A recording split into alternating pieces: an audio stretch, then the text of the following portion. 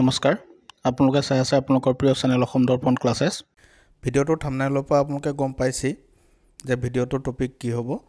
হয় অসম আৰু ইয়াৰ জনসাধাৰণ ইয়াৰ ওপৰত আমি কিছু কোৱেশ্যন আপোনালোকৰ বাবে আগবঢ়াইছো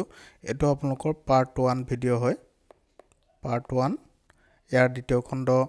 চাবৰ বাবে আপোনালোকে যদি আমাৰ চেনেলটো এতিয়াও সাবস্ক্ৰাইব কৰা নাই তেতিয়াহলে সাবস্ক্ৰাইব কৰি লব তেতিয়া পৰৱৰ্তী খণ্ডসমূহ আপোনালোকে চাব পাৰিব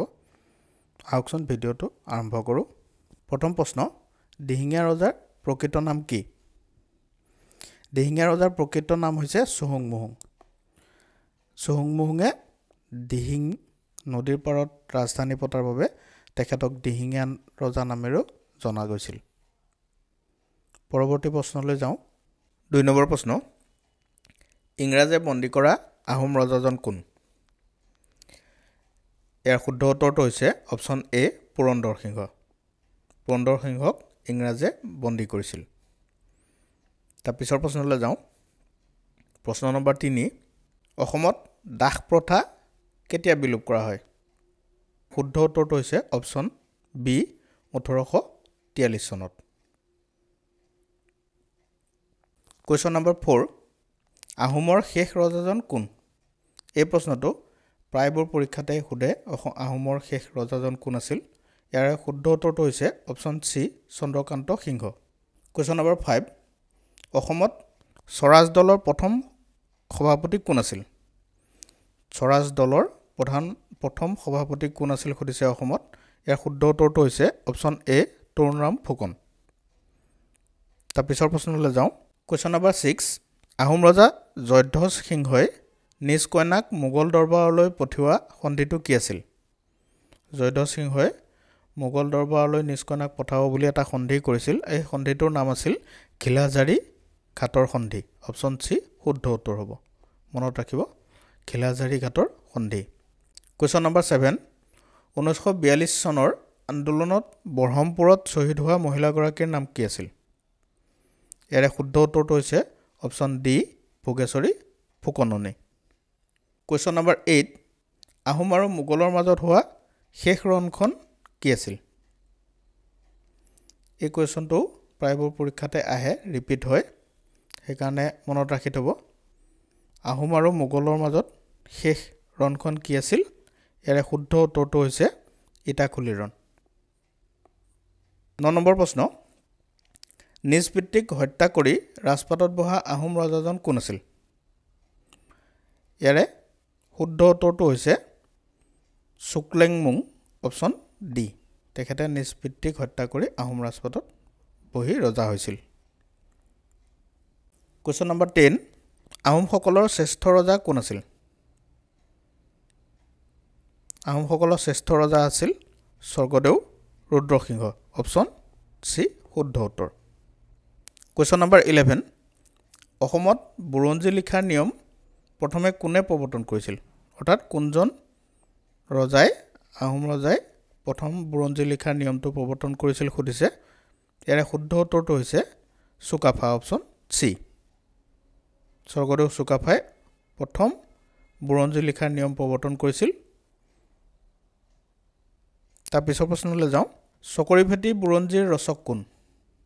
চকৰিফেটি বুৰঞ্জী অসমৰ এখন বিখ্যাত বুৰঞ্জী এই বুৰঞ্জীৰ লেখক কোন অৰ্থাৎ কোনে ৰচনা কৰিছিল খুদিছে ইয়াৰ শুদ্ধ উত্তৰটো হৈছে অপচন এ নুমলী বৰগোহাঁই কোৱেশ্চনবোৰ সময় নোলোৱাকৈ কৰি যোৱা হৈছে যাতে কম সময়ত আমি বেছি কোৱেশ্চন কৰিব পাৰো অৰ্থাৎ ভিডিঅ'টো বহুত দীঘলীয়া যাতে নহয় আপোনালোকে কম সময়তে কিছুমান কথা আগতে পাই অহাই হওক বা নতুনেই হওক যাতে ৰিপিট কৰিব পাৰে মনত ৰাখিব পাৰে সেইকাৰণে কোৱেশ্চনবোৰ সোনকালে কৰি দিয়া হৈছে কোৱেশ্চন নম্বৰ 13 সিপাহী বিদ্ৰোহত জড়িত থকাৰ অপৰাধত ইংৰাজে ফাঁচি দিয়া অসমীয়া নেতাজন কোন ইয়াৰ শুদ্ধ উত্তৰটো হৈছে অপচন বি মনিৰাম দেৱান 1857 চনত যেটো সিপাহী বিদ্ৰোহ হৈছিল সেই সিপাহী বিদ্ৰোহত মনিৰাম দেৱানেও ভাগ লৈছিল আৰু সেই তাত জড়িত থকাৰ অপৰাধত তেখেতক ফাঁচি দিয়া হৈছিল কোৱেশ্চন নম্বৰ 14 দিহিঙীয়া ৰজাৰ বাবে বনৰীয়া হাতী ধৰি দিব নোৱাৰি নিজ ৰাজ্য এৰি কোচ ৰাজ্যলৈ পলাই যোৱা অসমীয়াজন কোন আছিল দিহিঙীয়া ৰজাই বনৰীয়া হাতীত ধৰি দিবৰ কাৰণে এজনক দায়িত্ব দিছিল আৰু তেখেতে বনৰীয়া হাতী ধৰি দিব নোৱাৰি কোচ ৰাজ্যলৈ পলাই গৈছিল আৰু তেখেতে হৈছে শ্ৰীমন্ত শংকৰদেৱ অপচন চি শুদ্ধ উত্তৰ হ'ব তেখেতে কোচ ৰাজ্যলৈ পলায়ন কৰি তাত শৰণাপন্ন হৈছিল কোৱেশ্চন নম্বৰ 15 অসমৰ স্বাধীনতা আন্দোলনৰ প্ৰথম শ্বহীদ কোন আছিল অসমৰ যি স্বাধীনতা আন্দোলন অসমীয়া ভাগ লৈছিল সেই আন্দোলনৰ প্ৰথম শ্বহীদজন হৈছিল পিয়লি ফুকন অপচন এ শুদ্ধ উত্তৰ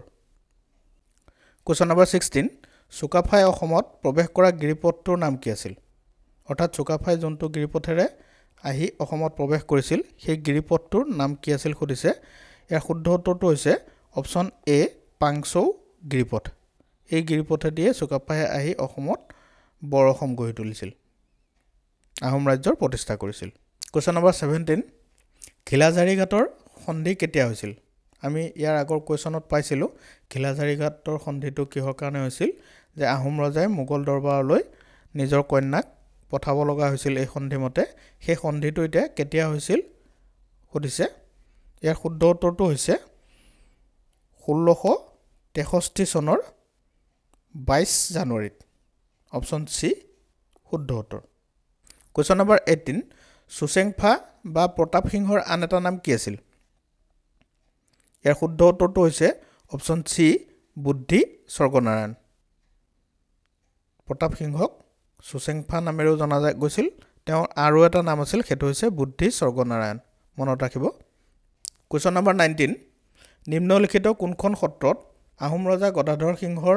সোণালী ৰাজবস্ত্ৰ আৰু সোণৰ ছাতি সংৰক্ষিত হৈ আছে ইয়াৰ শুদ্ধ উত্তৰটো হৈছে অপচন ডি বেঙেনাআটি সত্ৰ বেঙেনাআটি সত্ৰতে গদাধৰ সিংহৰ সোণালী ৰাজবস্ত্ৰ আৰু সোণৰ ছাতি সংৰক্ষিত হৈ আছে কোৱেশ্চন নম্বৰ 20 তুংখুঙীয়া বুৰঞ্জী কোনে ৰচনা কৰিছিল ইয়াৰ শুদ্ধ উত্তৰটো হৈছে